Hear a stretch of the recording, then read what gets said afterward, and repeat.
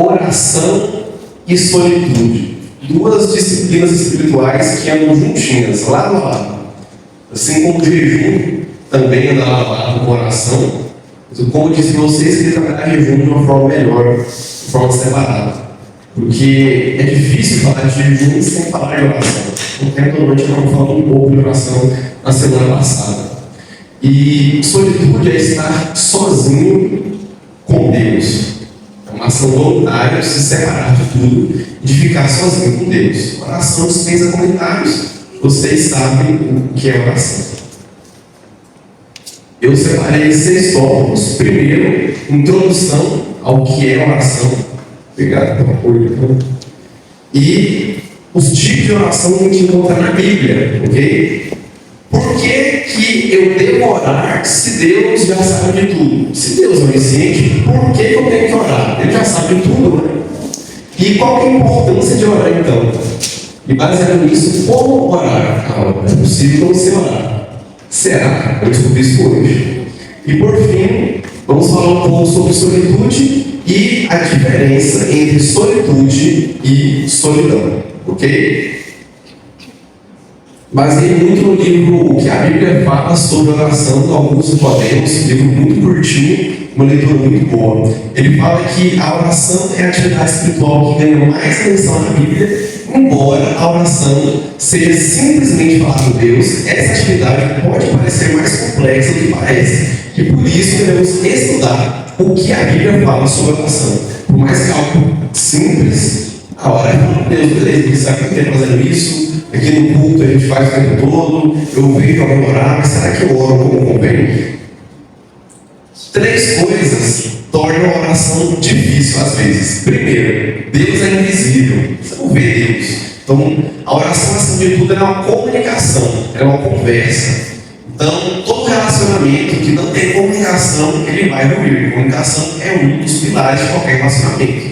A base de tudo é o amor, tem que ter confiança, comunicação também é crucial. Então você tem um bom diálogo. Isso no relacionamento amoroso, no casamento, no namoro, isso com amizade, isso em qualquer lugar. Então a comunicação é importante. Então se nós nos relacionamos com Deus e temos um meio de comunicar com Ele, devemos fazer uso dele diariamente. Devemos orar todos os dias, porque essa é a forma de falar com Deus. Mas a diferença de falar com Deus e de falar com você é que você está vendo. Você fica lá na linha azul, né? Que visualiza uma mensagem, você responde. Mas Deus é invisível, eu não vejo Deus. Segundo, Deus é onisciente. Isso é, Ele tem conhecimento de todas as coisas. Onis significa toda. E ciência vem de ciência, conhecimento. Então Deus sabe de tudo. Então se Ele sabe, o que eu tenho que falar para Ele? Ele já sabe. O que Ele exige que eu faça isso? E terceiro, nós somos pecadores. Sabe quantas vezes você não se sente digno de conversar com alguém? Você diz, quem sou eu para conversar com tal pessoa? Quem sou eu? Imagina conversar com Deus. Eu pequei. É a síndrome de Adão. A primeira coisa que Adão faz quando ele peca é fugir da presença de Deus. Se esconder, ele esconde Eva. Então ele se esconde. A nossa tendência é essa. Devemos fazer como Davi, que do contrário, ele conversa com Deus, confronta o pecado e realmente muda de vida. Então, o fato de ser pecador, orar por Deus que já sabe tudo e que é invisível, torna a oração um pouco difícil. Além disso, a gente também tem 3 estratégias que o diabo usa para que a gente não ore, que vamos falar dela mais para frente. Então, quais são os tipos de oração? Temos, você pode orar fazendo súplica, que é um pedido, um pedido com maior ênfase para Deus. Você pode fazer pedidos, pode confessar os seus pecados, você deve confessar os seus pecados para Deus, que é o nome bíblico. Você pode agradecer a Deus, você pode louvar a Ele através da oração. Pode também adorá-lo, interceder por outra pessoa em alguma situação, clamar ao Senhor. E também devemos sim orar sempre uns pelos outros, não se esqueçam disso. E também pedir a conversão de pecadores. Inclusive, é uma das orações mais esperadas de todo cristão. Que você ore para que os pecadores se convertam, especialmente os da sua própria casa e os seus amigos, pessoas que estão no seu ciclo íntimo e social, pessoas que você está literalmente vendo. Teve até uma campanha de oração nesses tempos, que a gente ora por outras nações que sofrem perseguição. Então, não somente os missionários que estão ali para que Deus nos proteja, que é uma oração de intercessão, mas a gente também ora para que Deus converta os pecadores dali. E também existe a oração pelas autoridades constituídas, isso é, orar pelo seu prefeito, pelos seus vereadores, pelo seu governador, pelos deputados, pelo seu presidente. Temos que orar. Então temos que orar por autoridades instituídas, não somente as autoridades eclesiásticas, isso é, nosso pastor e o presidente da igreja, o vice-presidente, secretários, tesoureiros, mas também pelas autoridades públicas, porque elas estão lá com a permissão de Deus. E a grande pergunta que a gente faz quando fala de oração é: por que eu tenho que orar se Deus já sabe tudo? Por quê? E a primeira coisa é porque a Bíblia manda você orar. Simples. Porque está na Bíblia. Deus falou: olha. Não, está aí. Esse Deus que sabe de tudo, ele fala: olha, com todo o conhecimento que ele tem, ele fala: olha, eu ordeno, é um mandamento. Enquanto no jejum a gente tem nenhum versículo bíblico que esteja realmente dando uma ordem direta: jejuem, vocês devem jejuar. Mas a gente percebe isso como uma implicação que está implícita no texto. Você percebe, a gente apresentou isso na semana passada. Você vê que você precisa jejuar. Jesus ele imaginava que os discípulos já iriam jejuar. Porém, a oração é muito enfatizada. Ela é a disciplina espiritual mais enfatizada em toda a Bíblia. E está na Bíblia. Olha, você deve orar. É um mandamento bíblico que aparece em várias passagens. Ele tem 5 passagens de exemplo. A primeira é Mateus capítulo 7, Sermão do Monte. Jesus fala a importância da oração. Mateus 21, tudo que você pedir crendo, você vai receber. Se pedir segundo a vontade de Deus, é claro. Lucas 18, aquela famosa polêmica, parábola dos juízes. Tiago 5, os versículos que a gente leu. E 1 Tessalonicenses 5,17, o versículo que o pastor até pregou no começo do ano, que fala: orai sem cessar. Isso é, orai sem parar. É um mandamento claro e direto e objetivo. Você deve orar. O que é esse? Sem parar. 1 Tessalonicenses 5,17. Você deve orar. Próximo. Deus, ele sabe de todas as coisas. E ele é soberano. Deus é soberano. Então ele que manda em tudo. Nada acontece que não seja com a permissão ou com a vontade de Deus. Porém, a nossa oração, ela tem poder para transformar algumas situações segundo a vontade de Deus. Então, a depender da situação, a depender da vontade de Deus, as nossas orações podem transformar as situações. Igual, nossa, não estou dando a Deus? Não, só vou te apresentar o que a Bíblia mostra. Isaac orou para que Rebeca, que era estéril, tivesse filhos. Jacó orou para que Deus livrasse ele e seu irmão Esaú de todo o seu exército. Ezequias tem 2 orações famosas. Ele ora para que Deus destruísse o exército inimigo. Ezequias também ora pedindo mais tempo de vida para Deus, e Deus atendeu, ele ia morrer. Isso é claro. Deus deu 15 anos de vida a mais para Ezequias apenas porque ele pediu. Se ele não pede, ele teria morrido. Mas Deus deu 15 anos de vida a mais para ele porque Deus quis, porque isso era a vontade de Deus, que Ezequias vivesse mais tempo. Ana, que era estéril, orou pedindo um filho, e o Senhor concedeu um filho. Todo mundo conhece quem é esse menino, né? Samuel. E as igrejas de Jerusalém oraram para que Pedro fosse liberto da prisão. Estudamos isso em Atos. E, mais recentemente, estudamos também que Paulo e Silas foram libertos da prisão quando estavam lá em Filipos, através de louvores a Deus e através de orações. Orando a Deus, Deus nos libertou. Temos vários outros exemplos também. Josué ora para Deus lá em Josué 7, para pedir para Deus indicar quem que era aquele que tinha deturpado a lei, Acã, né, o pecado de Acã, para pegar ele. Em Juízes, no final de Juízes, quando eles são derrotados pelos benjamitas, eles oram e pedem a Deus para poder vingar, né, o que aconteceu ali com o Levi, que é a concubina.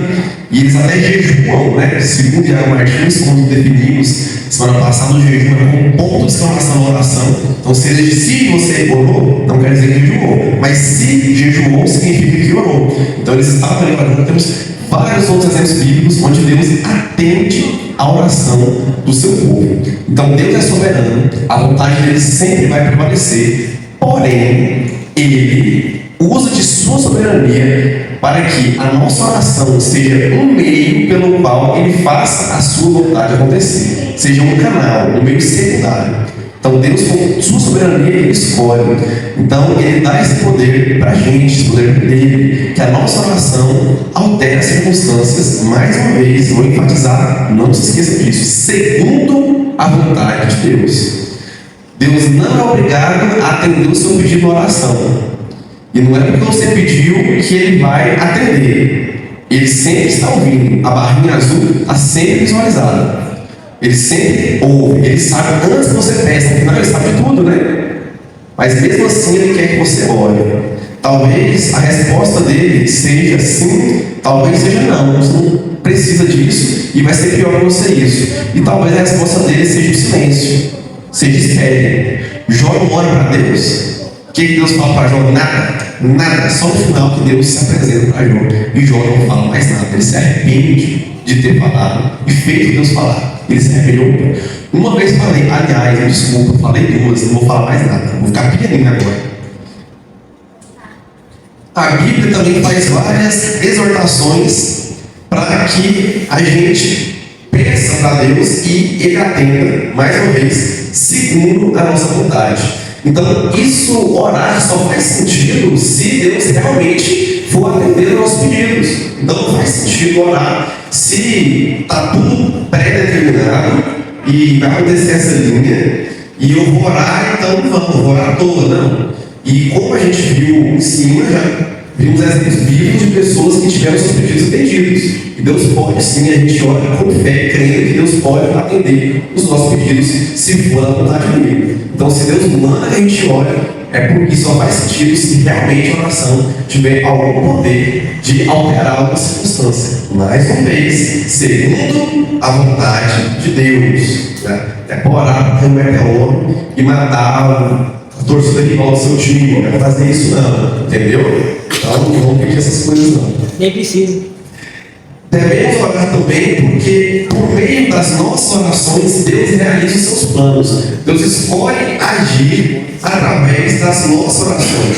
Lembrando que Deus não depende das nossas orações a cumprir os seus planos, mas Ele escolhe agir por meio das nossas orações. Como, por exemplo, Deus já tinha planejado que Samuel existia, ele sabia que iria, porém Ele queria que Ana pedisse um filho. Assim como a gente vê Sara e Abraão também. Também devemos orar porque a oração nos torna dependentes de Deus. Tem uma música que eu gosto muito, que ela fala que às vezes nós somos levados pela vontade de crescer.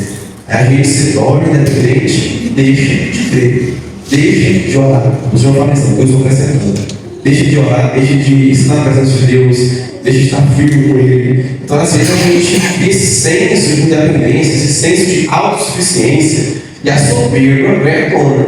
Então, a gente deixa de pedir a Deus. Então, acima de tudo, Deus quer que a gente seja dependente dEle. Quem lembra aí quando Paulo ora? Paulo orou e não foi atendido. Meu Deus do céu, se Paulo orou e não foi atendido, quem sou eu? Tire o espinho da minha carne, por favor. 3 vezes ele suplica, Senhor, tire. Minha graça te basta. Aquilo ali, em especial, era também dependência de Deus. Um dos motivos pelo qual Deus não quis tirar. É um mistério que Deus não quis tirar. Mas a gente consegue apontar alguns fatores que podem colaborar. Um deles é esse. Então, Deus quer que você seja dependente dele. Porque a partir do momento que você não for dependente de Deus, você vai ser como um peixe fora da água. Então, por que você deve orar? Porque um peixe não vive fora da água. Porque eu preciso de Deus, eu dependo dele todos os dias. Preciso me alimentar do pão da vida, que é Jesus, beber da fonte da água da vida, que é Jesus, que joga para a vida eterna. Eu faço isso especialmente através da oração, por meio da oração. Eu preciso da oração diariamente para me conectar com Deus. E que disciplina que a gente tem negligenciado tantas vezes, não é? Não pode falar proposta. O Senhor, outro motivo pelo qual a gente deve orar, ainda que Deus saiba o que a gente vai pedir, ele sabe tudo, né? Mas porque Deus se alegra, Deus fica feliz em atender o seu povo, né? Temos um exemplo bem simples disso: um pai e uma mãe. Como é bom, eu não tenho filhos, mas como é bom, eu imagino você presentear o seu filho com algo que ele deseja. E melhor ainda, com algo que é bom para ele. Acho que um dos melhores presentes que você dá para o filho é uma Bíblia. E eu falo assim, se a pessoa sempre pede você chegar e tacar uma Bíblia e falar, leia, senão você sai da casa imediatamente. Ele chegar e falar: papai, mamãe, eu quero uma Bíblia. Olha, com que alegria você vai lá e compra a melhor NTH, não, pelo amor de Deus, compra uma Bíblia boa, né? Uma NVI, compra uma ARA, um NA para ele, presenteia. Depois seu filho cresce, começa a estudar as escrituras, se interessa muito e fala: papai, agora eu quero uma Bíblia de estudo. Mamãe, eu quero uma Bíblia de estudo. Pois vamos, meu filho, qual você quer? MacArthur, Shedd, escolhe, bora lá. Spur, vamos lá, vamos comprar. Que a Bíblia vem com ele, vamos lá, olha, com que alegria você faz isso. Então, é um grande prazer que Deus atende o seu povo, sempre seguindo a sua vontade. Outra coisa, orarmos com sentido no poder de Deus e na sua majestade. Então, além de nos tornar dependentes dele e mostrar e revelar a nossa fragilidade em meio a situações em que a gente gosta de ter o controle, mas orar revela que quem tem o controle de verdade é Deus. Eu não controlo nada. Quem controla é Deus.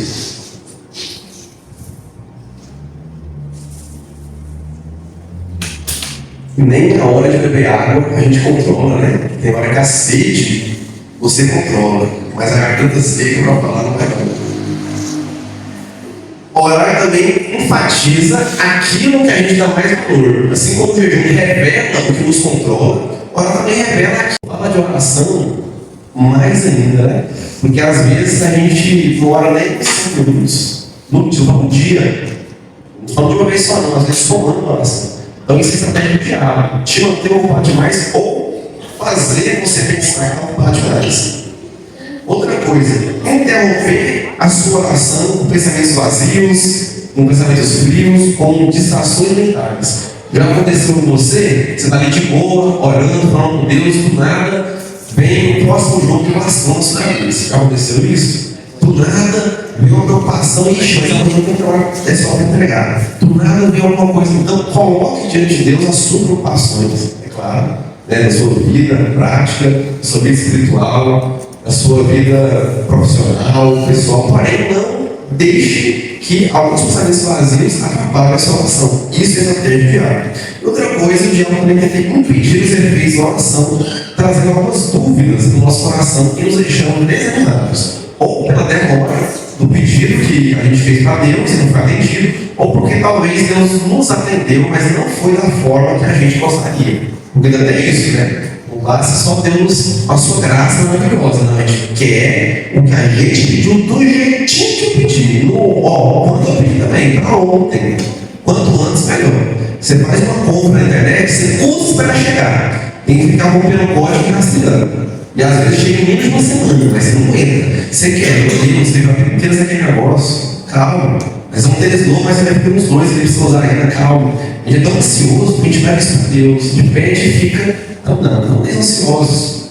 Desde que ele pense não só sua ansiedade, como levar o nosso pensamento a Deus. Então, cuidado, não deixe que o diabo te atrapalhe, evitando que você olhe achando que está ocupado demais, ou interrompendo pensamentos vazios, ou ainda te desanimando, porque Deus está orando. E qual é a importância de orar então? Nicodemos fala que orar é como respirar. Então, eu preciso respirar a todo momento. Então, orar é necessário. Preciso respirar todos os dias, tomar um bom remédio. Ore todos os dias. E sem oração, nenhuma das nossas atividades espirituais vão ser frutíferas. Todos serão infrutíferos, isso é, não produzirão fruto. Não adianta eu vir aqui dar uma aula para vocês, um estudo sobre oração, se eu não oro. Será hipocrisia, né? Literalmente. Adianta eu estudo sobre outra coisa, daí uma aula EPD se eu não oro, vou vir pregar se eu não oro. Adianta você vir na frente, cantar belos hinos, ou tocar a bateria muito bem, mandou bem no tribunal, inclusive, são de pé. Se você não ora, não adianta nada. Estamos estudando aqui disciplinas espirituais. Isso é coisa que você tem que se esforçar para fazer. Nem todo dia vai dar aquela vontade de você fazer. Esqueci o nome do autor agora, que ele cita as noites escuras da vida. Ele fala noites escuras da vida. O que é uma noite escura da vida? Ele fala que a gente, com alguma coisa nova, então talvez eu falando para vocês aqui sobre oração e solitude, desperte Deus, o Espírito Santo toca o seu coração e desperte em você um desejo maior, quando te jejuar, quando te buscar Deus em oração, em solitude também, e você começa totalmente empolgado. Só que vem a noite escura da vida. Ele diz que esse autor diz que a noite escura da vida é aquele momento em que você para de se emocionar com aquelas coisas. Quem se lembra aí quando se converteu? Ou mesmo crescendo pela vida inteira de igreja, você realmente passou a buscar mais a Deus? Ou quem foi mais da glória, aquela experiência incrível, aquele acampamento ali foi excepcional. 2023, mas a gente não pode ver só no extraordinário. Devemos ver também aquilo que é ordinário. Então, esse autor diz que nas noites escuras da vida é que a gente revela realmente quem é a gente. Quem somos nós diante de Deus? Então, mesmo diante desse esfriamento, entre aspas, mas a gente vai permanecer firme, não porque eu me arrepiei, não porque eu chorei, não porque eu emocionei. E também nada contra isso, isso acontece sim. O problema é que a gente deve buscar isso o tempo todo, ser independente disso, porque chega um momento que a noite escura da vida vai chegar. Conhecimento bíblico sem oração e sem ação é insuficiente, não adianta nada. Então, não adianta nada você ser formado em teologia, mas se você não ora. E os nossos sermões e estudos devem ser regados com oração. Então, você deve se preparar, não somente estudando o que será pregado, mas principalmente falando com Deus, orando e falando com Ele. E muitos fracassos, tropeços da nossa vida poderiam ser resolvidos se a gente orasse. Muitas vezes a gente cai no pecado, a gente falha, a gente erra, a gente baixa a guarda, a gente deixa de vigiar, porque faltou oração, faltou intimidade com Deus. A gente fala muito disso, né? Sejam santos, busquem intimidade com Deus. Como vai ser íntimo de alguém que você não conversa? É impossível, isso é impossível. Então você deve orar e deve falar com Deus sim, porque a Bíblia manda, porque isso vai ser bom para nós. E às vezes a oração não muda a vontade de Deus. Deus está determinado e vai fazer aquilo, mas a oração muda você. Porque quem precisa de oração é você, não é Deus. Deus já sabe de tudo, mas Ele quer que você ore, porque isso vai ser bom para você. Então, beleza. Como orar? Será que eu sei orar? Será que eu oro corretamente? Está errado?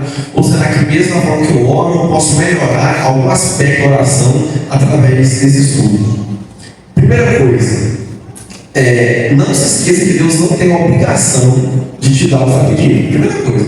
Então, antes de pôr o pelinho no chão, levantar a mãozinha para o céu e falar para Deus, cara, que Ele não é obrigado a atender o seu pedido. Tá? Próximo. Sempre no nome de Jesus. Sempre peça em nome de Jesus. Mas não use o nome de Jesus como um mantra, como uma palavra mágica, como um feitiço, uma palavra. Que se eu falar em nome de Jesus, não aconteceu. Eu decreto, eu determino, eu profetizo, vai acontecer o que eu falei. Não, não é assim que funciona. Deus tem obrigação de entender o seu pedido. E em nome de Jesus, o sangue de Jesus, ele tem poder sim, mas elas não são palavras mágicas. Quem lembra de Atos 19, dá um exemplo ali, Atos 19, versículo 15. Algumas pessoas estão lá fazendo exorcismo, né, expulsando demônios. Aí os demônios falam, eu te expulso em nome de Jesus. Aí o demônio vem e fala, rapaz, eu conheço Jesus. E Paulo também, você vê quem é? Quem é você mesmo? Quem é você? Não conheço você não. Aí deu ruim, né? Então não basta só usar o nome de Jesus. Você tem que ter uma vida santa e íntegra para poder invocar o nome de Jesus. Próximo. Nós não oramos também para manipular Deus e nem para manipular e forçar a atender os nossos interesses, ok? A nossa oração não é para isso. Então a gente ora sempre segundo a vontade de Deus. E uma dica muito boa é orar as escrituras. Tinha um livro nessa dica, essa dica é sensacional. Sabe que às vezes você está ali em dificuldade, você não sabe nem como começar a orar. Tem gente que não sabe orar, você fala, não sabe. Ou às vezes não começa a orar ali, vai ler um minuto, você vai ler tudo que eu tinha para falar. Você vai entender um dia que não dá tempo, mas enfim. Leia Mateus 3, né? Leia Mateus 9, a oração dominical de Jesus, por exemplo. Está com dúvida como orar? Ou então, às vezes, sua mente está distraída, já está colocando coisas na cabeça, né? Ou você mesmo, buscou algumas coisas, está difícil. Abre lá e leia o Salmo 23 da Bíblia. O Salmo 91, talvez são as orações mais famosas, né? Fora a oração dominical que Jesus ensinou. Então leia, né? Senhor, o Senhor é um pastor. Eu sei que nada vai faltar. Leia em voz alta, se for o caso. Ore em voz alta, ore em silêncio, ore sentado, ore ajoelhado, ore deitado, ore de qualquer maneira, mas sempre em reverência, um coração reverente. Não tem nenhum problema você orar deitado, não tem. Não tem problema você orar sentado, não tem. Orar em pé, ou ajoelhado. Tem até uma música que fala assim: de joelho é melhor, de joelho é melhor. E sim, de joelho é melhor. Eu, particularmente, gosto muito da oração de joelho, porque ela demonstra constrição e submissão. Que eu não sou nada, eu sou inferior, Deus é superior a mim. Então, se ajoelhar diante de alguém é um ato sublime, uma demonstração de inferioridade. E essa é a nossa postura diante de Deus. Valorizo muito a oração de joelhos. Acho ela excelente. Pratique no seu dia a dia. Então, se possível, ajoelhe tem o máximo de reverência possível com Deus. Reverência é algo extremamente importante e que falta, às vezes, durante a oração pública. Eu, um dia, numa família judaica, eu fiquei impressionado que eu estava resolvendo alguma coisa, eu voltei e estava numa oração. Porque quando eu oro, eu fecho os olhos. Porque fechar os olhos ajuda você a distrair do exterior e focar totalmente em Deus. E mais uma vez, eu estou falando que tem problema de olhar perto. Mas recomendo que você faça isso sozinho de preferência. Né? Então, eu, pelo menos, não sei. Se você consegue se concentrar e realmente orar de olhar perto, beleza, eu oro. E quando eu passei, eu vi uma grande quantidade de jovens, especialmente adolescentes, conversando como se, sei lá, estivesse passando qualquer coisa na vida. Estamos orando, pelo amor de Deus. Oração, chill, silêncio. Você não quer orar, mas cala a boca, silêncio. Silêncio. Está na oração, está gente aqui, ó. Isso é doentio. Isso é doentio. Eu não estou dando dinheiro para ninguém, não. Se acaba por ser, eu mude isso imediatamente. Isso é doentio. Não pode, pelo amor de Deus. É um momento de oração, respeito, reverência. Então isso manda mais do que estar ajoelhado. Postura, silêncio. Feche os olhos, fala com Deus. Está conversando com o seu orador, silêncio aí, filhote, bora lá. E me refiro às crianças, especialmente as crianças que têm mais dificuldade disso. Então, silêncio. Aí você está dando um mau exemplo. Como é que a criança vai ficar mal com a oração? Se você não dá exemplo mal, você não conversa de oração, você está no celular. Silêncio. Então, respeito. Oração, momento de reverência, é o momento de falar com Deus. Uma dica importante para você orar bem é ocupar sua mente com as coisas de Deus. Cultive um espírito de oração. Como assim cultivar um espírito de oração? O espírito de oração ele te impulsiona para orar de forma mais espontânea. Então, cultive um espírito de oração. Ocupar sua mente com as coisas de Deus vai te ajudar muito a orar. Se tem dificuldade para orar, para ter vontade de orar, para um bom tempo orando, então cultive um espírito de oração que isso vai te ajudar. Então, leia a Bíblia, é óbvio, é uma disciplina espiritual que eu vou estudar também na semana que vem. Além de ler a Bíblia, também leia alguns livros teológicos, tenha uma vida frequente na igreja, uma vida ativa, participe das escolas bíblicas, tenha conversas fora de tempo sobre a Bíblia, sobre Deus. Então, uma curiosidade bíblica te aproxima de Deus também, faz com que você pense nas coisas de Deus. Então, leia alguns livros teológicos, né? Isso te aproxima de Deus também. Então, ocupe a sua mente cada vez mais com as coisas de Deus, com as coisas espirituais, que isso vai te ajudar muito. E com a internet, tudo ficou mais fácil. Então, quanto mais você se basear das porcarias que tem no mundo aí, ou até mesmo naquilo que é bom, né, maravilhoso, e se encher com as coisas de Deus, melhor vai ser. Uma coisa muito importante, tenha um horário específico para você orar. Isso é muito. Você tem que ter um horário do seu dia.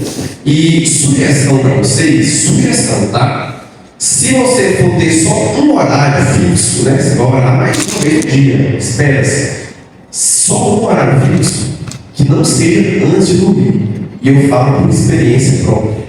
Minha mãe Doris, né, minha Rosinha, mãe do meu pai, que é falecida, a maioria de vocês conheceram ela me ensinou a orar sempre ao acordar, antes das refeições, almoço e janta, e antes de dormir. Mas ao acordar nem sempre orar. E aí, orar antes de comer, mas você sabe, né? Menino, como diz o pastor Orlando, ele fala, obrigado pelo alimento, todo mundo aguenta. Amém, já come, né? Dessa hora. Aí eu ficava só com a oração da noite.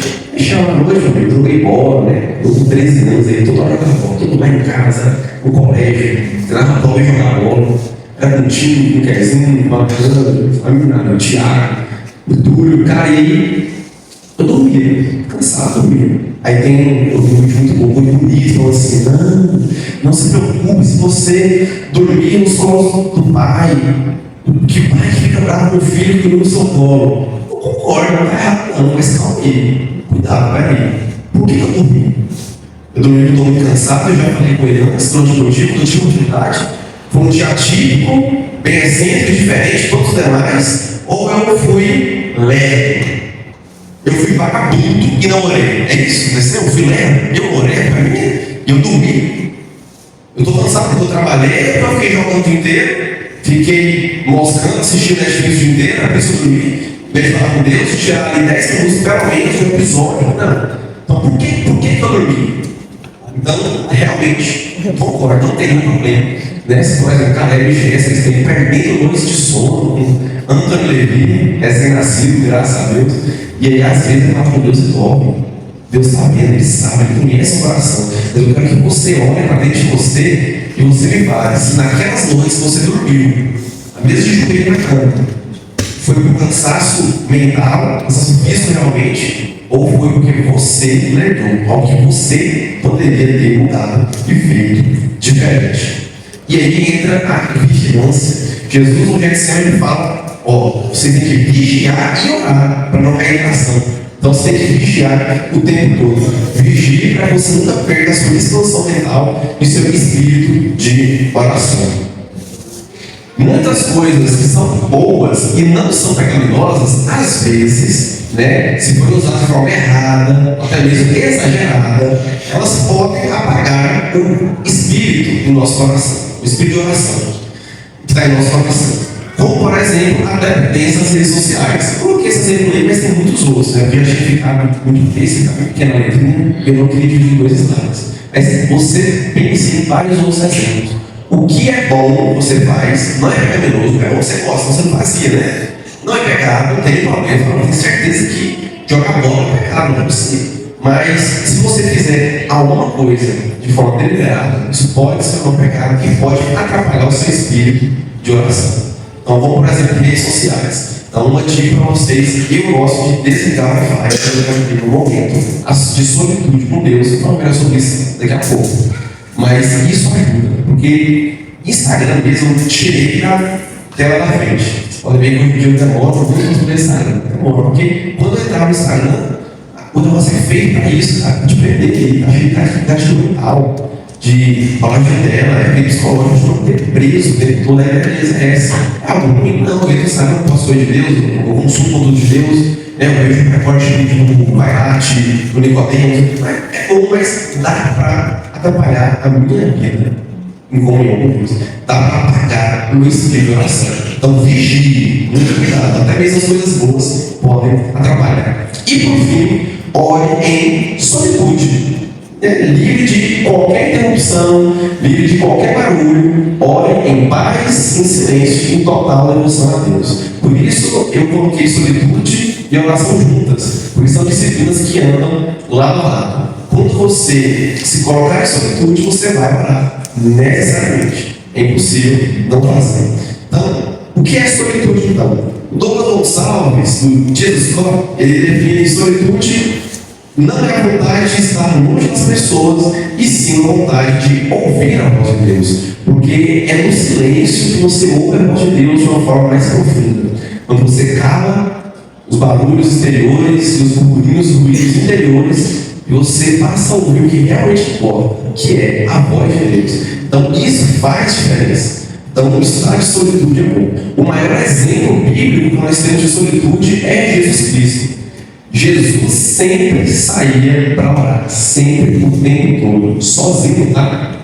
Mais uma vez, não tem nenhuma oração pública, a gente faz aqui. Podemos falar, Caleb, olha comigo, me ajude, estou angustiado. Ou então, Alessio, vamos lá, faz uma oração ali. Ou orar em grupo, não, mas você precisa ter seus momentos de solitude e de oração, momentos de devoção a Deus sozinho. Seu devocional diário, que é outra disciplina espiritual, mas você louvar a Deus, só você e Ele, só você e Deus. O pastor Yolanda tinha falado mesmo, achei engraçado, né? Eu falei para ele, ia esquecer solitude agora, quando acabou o domingo, ele estava no carro. Aí tinha pessoas falando, não, meu momento de solitude agora acabou. Acabou, o que foi? Não, agora que eu acordava para ser que ele, né? Então, só que agora ele estava na mesma hora que eu, aí meu momento de solitude virou escutar áudio de irmãos. Então, você precisa de silêncio para ter solitude. Então, às vezes você dorme mais cedo, então você vai acordar mais cedo, dorme mais cedo, beleza, aproveite. Mesmo se você é casado, a sua hora de avanço não só. Então, o pastor Yolanda sempre separa o seu tempo ali, tá com Deus, de avanço também, ela revelou de manhã, do pastor não sei.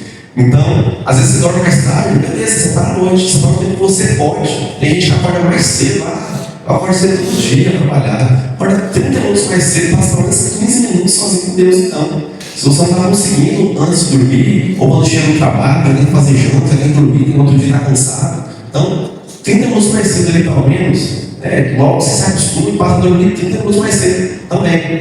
Então, você tem que ter um tempo para orar, e tem que ser em solitude, tem que passar com Deus. Olha os exemplos bíblicos aí. Lá em Mateus, Lucas, Marcos, próximo. Todos os evangelhos citam que Jesus se retirava, ficar sozinho. E sempre que fazia isso, ele orava. Solitude chama oração, sempre. Solitude sempre trazer momento de oração também. Não precisa ser só isso, mas também. Necessário esse momento leve de introspecção e de reflexão. A série The Chosen retrata isso muito bem. Inclusive, eu não sei quem está vendo a quinta temporada, assisti hoje o terceiro episódio, está sensacional, me lembrou a primeira, viu? Está muito bíblica, os diálogos muito construídos, né, mais uma vez. Estou gostando muito, não vou dar spoiler, está na Bíblia também, mas não gosto de dar spoiler, como eles apresentaram na série, né? Mas o primeiro episódio que eu assisti hoje, inclusive, Jesus saiu. Ele falou, não, eu vou. Aí eles disseram, não, eu vou com ele, pai, ele não vai sozinho, não. Aí os discípulos, rapaz, ele quer ficar sozinho. Vou ficar de longe, ele vai nem saber como é ele vai saber. Então, não sabe como doido. Então, Jesus saía para ficar sozinho o tempo todo. Só nesse episódio que eu vi hoje, ele ficou sozinho por 2 momentos.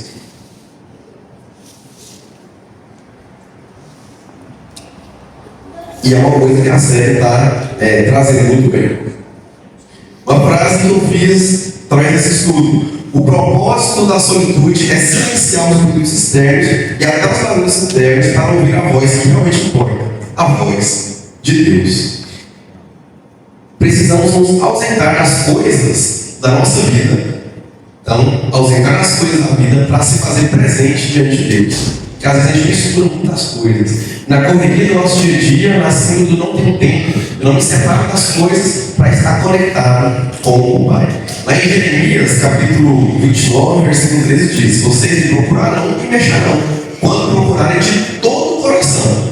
Então, para as coisas que é buscar Deus de todo o coração, sem se ausentar das coisas ruins, sem se desligar.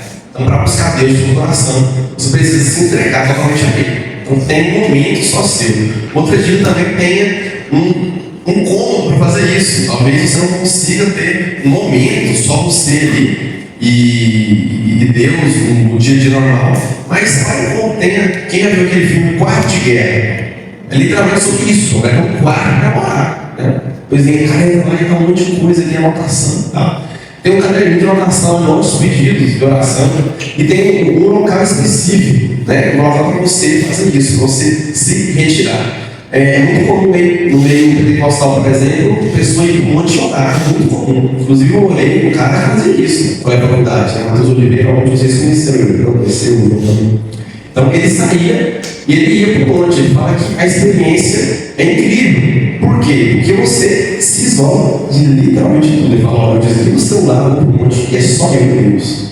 E aí é incrível. Eu vi até um pessoal respondendo, um vídeo, uma pessoa falando que estar no monte é melhor, porque você está mais perto de Deus, não na altura, não.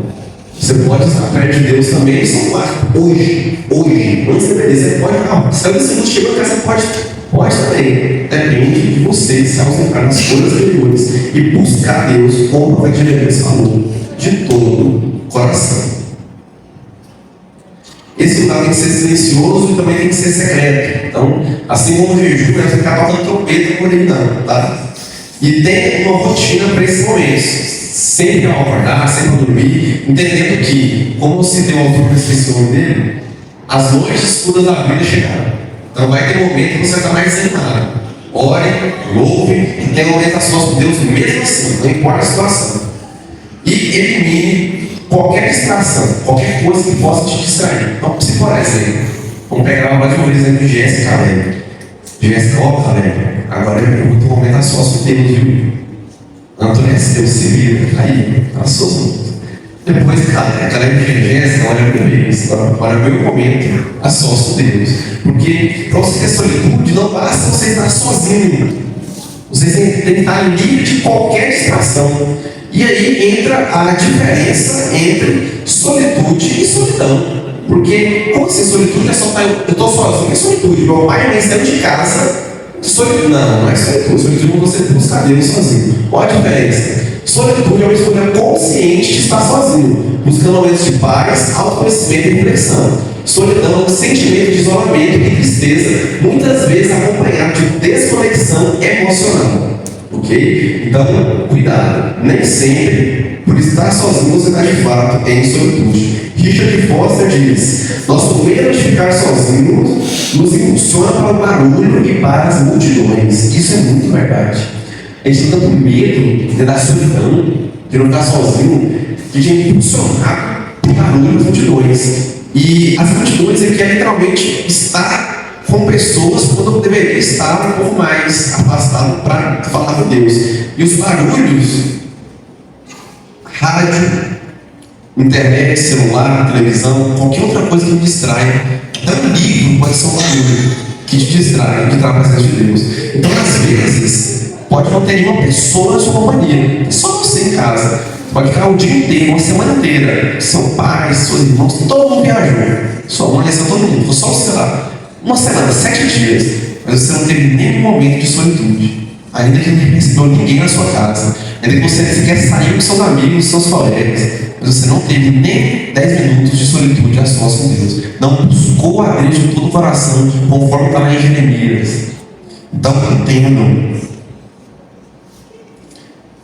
Fez a autoria, foi o Dredit Bonhoeffer, ele que fala sobre a noite escura da vida.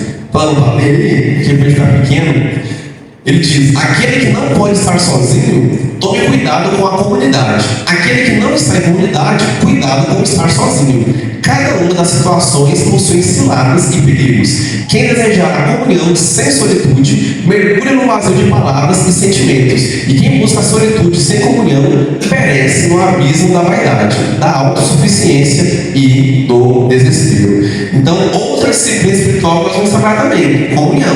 Porque solitude não é entendido, ó. Então, você isolado do mundo da vida, não estou nem para ninguém, não. Vamos falar mais sobre comunhão, né, mais para frente. Então, ele traz esse equilíbrio entre os momentos a sós de introspecção e os momentos de comunhão, de estar perto de outras pessoas, apresentando os perigos de você ficar sozinho demais.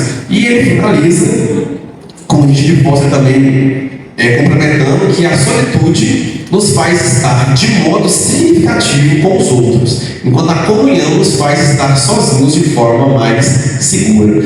Então, quando eu tenho momentos de solitude, quando eu estiver com outros, eu vou estar mais presente.